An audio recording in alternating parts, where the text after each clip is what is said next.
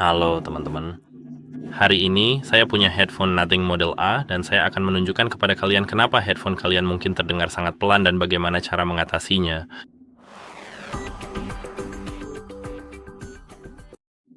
Alasan utama hal ini terjadi sebenarnya adalah ketika headphone kalian kehabisan daya.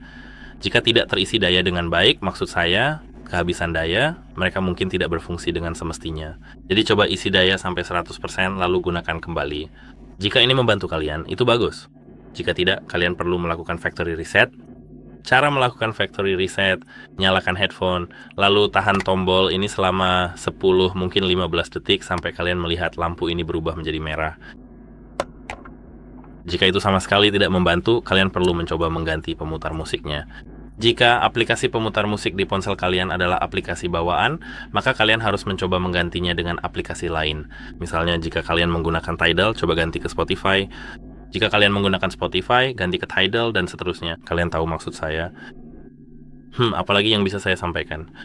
Kalian juga perlu membersihkan headphone kalian dari waktu ke waktu. Lepaskan bantalan telinga, coba bersihkan headphone kalian tapi tanpa air dan periksa apakah ada kerusakan. Jika kalian melihat ada kerusakan seperti di sini misalnya, jika kalian melepas bantalan telinga ini, jika kalian melihat ada kerusakan di sini atau di sini, itu perlu diperbaiki. Dan itu saja. Semoga ini membantu kalian dan sampai jumpa.